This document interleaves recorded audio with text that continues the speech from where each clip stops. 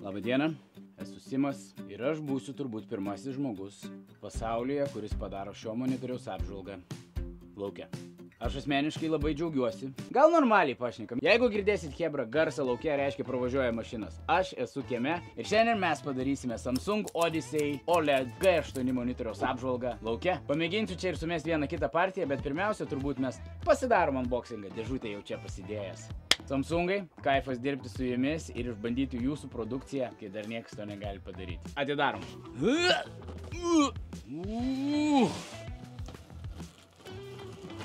Aštrius daiktus visada naudokite atsakingai. Nusprendžiau, kol kalbėsiu. Wow, viva. Turime laidų, turime dėklą. Kol atidarinėsim, kol išiminėsim daiktus, aš jums tuo pačiu ir papasakosiu pagrindinės šio monitoriaus funkcijas, ką jis sugeba ir taip toliau. Ir žinoma, mes turbūt sumėsim kokį vieną Counter-Strike geimą. Čia lauke esu pasiruošęs visko, ko reikia. Ir tada dar pakalbėsime apie smart funkcijas. Kodėl smart? Nes šitas monitorius turi built-in programinę įrangą ir smart visas funkcijas jūs galite naudoti ne tik kaip gaming monitorių, bet kaip ir labai kietą televizorių, turbūt taip reikia įvardinti. Gerai, aš nemanau, kad kažkas dar yra daręs apžvalgą lauke. 240 Hz monitoriaus, 32 colių. Ne, čia ne beisbolo lazda. Pure metal. Tai. Žinot, kas čia? Monitorius.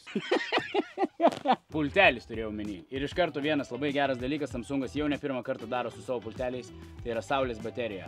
Jeigu namuose ant palangės padedat monitorių, ne viskas šiandien bus monitorius, Simai. Ir pultelis yra ir laidai. Gerai? Jeigu padėsit pultelį ant palangės prieš saulę apačiai į viršų, jis krausis nuo saulės. Very good. Daug kabelių. Baby! Čia mes turime pilną 4K rezoliuciją. Tai yra 3.8 cam ant 21 cam. Bet turbūt matot ant ekrano. Reikia atsargiai čia jau. Opa. Dar yra kas nors? Ne. Aš manau, mes nieko nelaukiam ir surenkam jį. Šio monitoriaus response time yra įspūdingas, chebryte. 0,03 milisekundės. Kaip paaiškinti response time lietuviškai? Esmė yra, per kiek laiko įvyksta veiksmas ir jūs jau jį pamatote savo akimis. Per kiek laiko įvyksta kažkas, tam tikras dalykas žaidime, jūsų kompiuteryje, funkcijoje ir per kiek laiko jūs jį pamatote ekrane. Tai yra per 0,03 milisekundės. Žmogaus akeliai neįmanoma pamatyti. Monitorius turi HDR10+ gaming funkciją. Ką tai reiškia?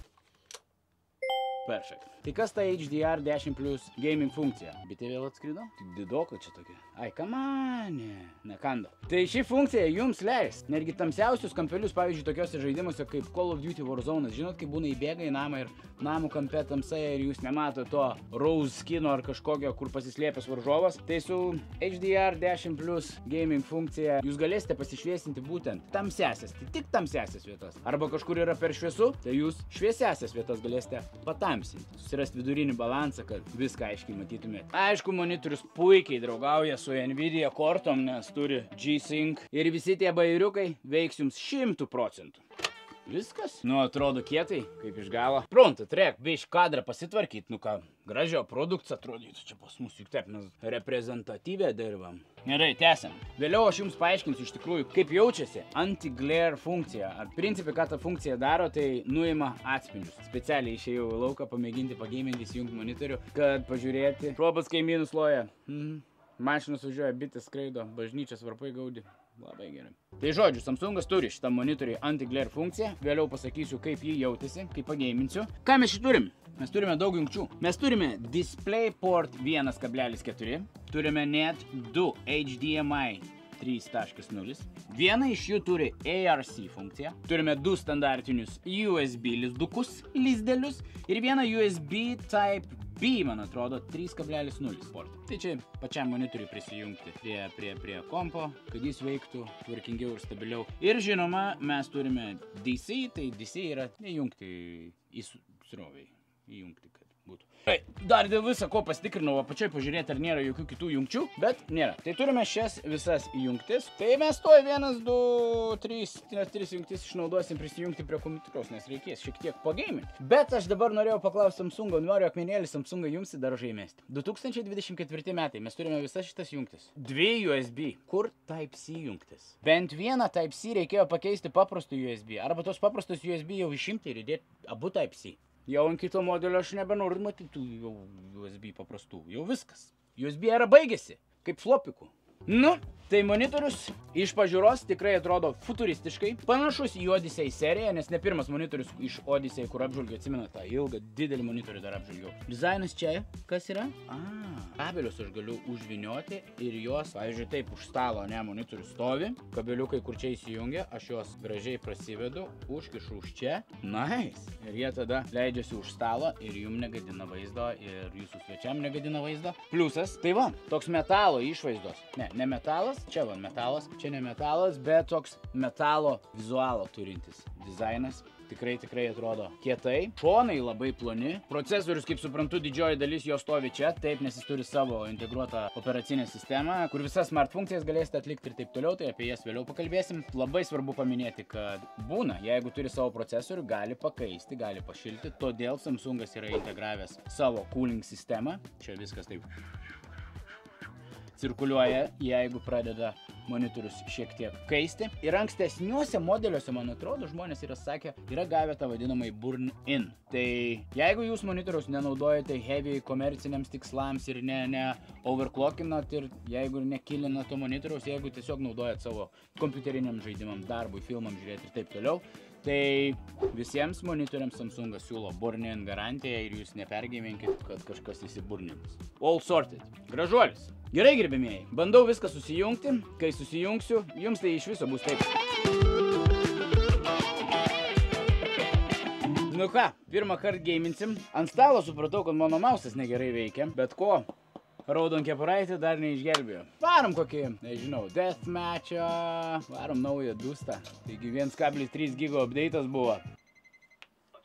Garsas šiaip labai geras, kaip iš Samsungo monitoriaus. Aš palikau garsas, kad eitų iš monitoriaus. Va.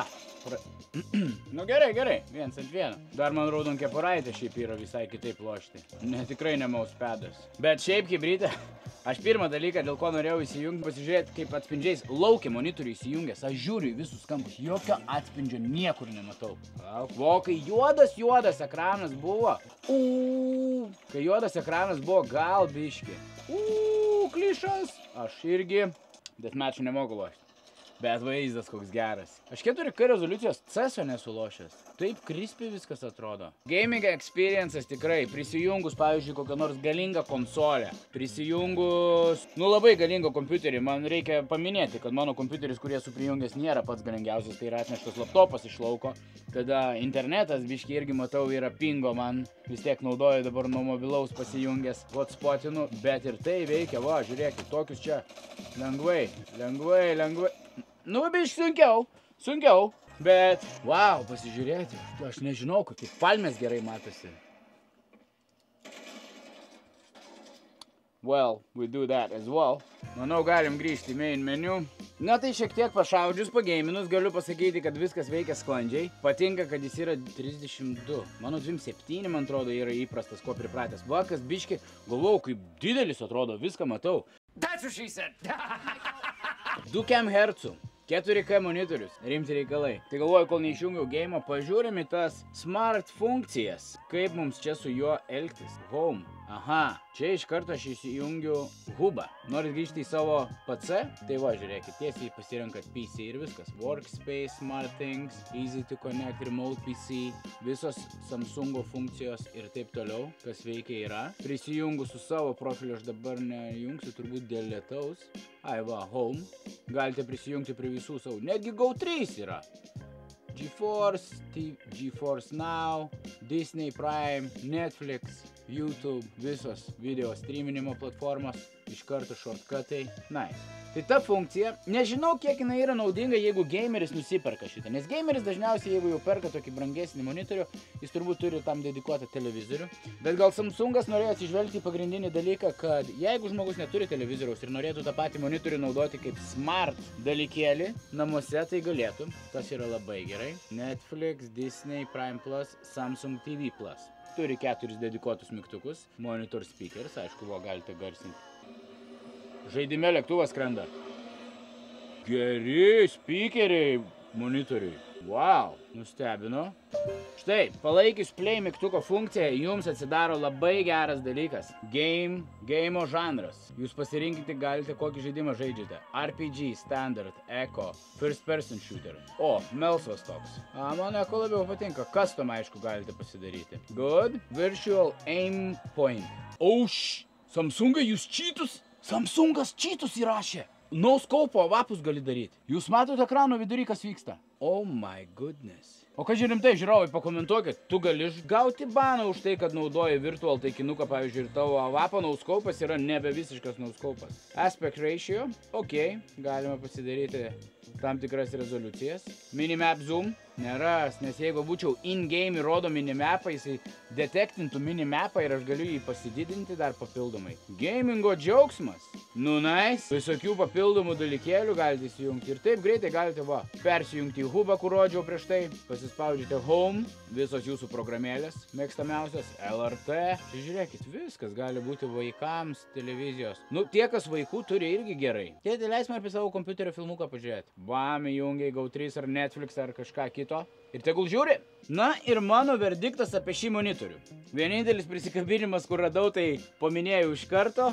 Tai yra, kad nebuvo Type-C, o visa kita vien pliusai. 4K 2 Hz. RGB šviesa taip pat iš galo. Gal nepaminėjau, bet laukia nelabai mes kur jos ir atspindėsime. Bet namie, kas turi RGB per tą patį smart menu ir per viską, jūs galite susitvarkyti kokią norite gražią, estetišką šviesą. Ir jeigu jūsų gaming setupas yra pastatytas netoli sienos, tai visa siena gražiai apsišvies. Man šiandien laukia to neprireikia, bet buvo pačiam labai smagus ir geras experiences pageiminti laukia, išsitestuoti, kaip tai galima daryti. Gal ateityje tokių epizodų mes padarysim, kaip kur nors geiminam, neįprastoj vietai. Simis turi planų. Ką aš galiu pasakyti apie kainą? Turbūt daugelis sakys, Simi, kiek toks žvėriukas kainuoja? Kainuoja. Apie 1300 eurų kainuoja ir tai jau yra tikrai užkietėjusiam gameriui. Žmogus, kuris žvalgosi į monitorių, jau turi būti užkietėjęs. Geras gameris, kuris siunčiasi naujausius, geriausiom grafikom žaidimus, jungia aukščiausio lygio konsolės prie kompiuterio, tikrai aukšto kalibro PC kompiuterį arba galų gale laptopą. Ne darbui, o rimtam gaminimui šitas monitorius. Ir aš manau, kad kas viduje atitinka kainą.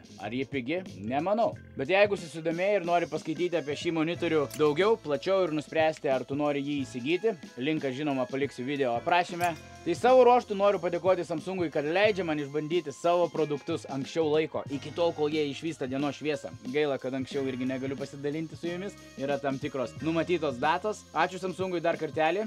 Ir aš dabar jau kelsiuos gaminti į vidų, nes po truputį mano kieme temsta, po truputį niaukėsi vis labiau ir labiau. Ačiū Jums, kad žiūrėjote. Spaudžiam laiką, subscribe varpelį, bet ne varpą. Ir susitiksim ant kito video arba ant kito streamo. Iki.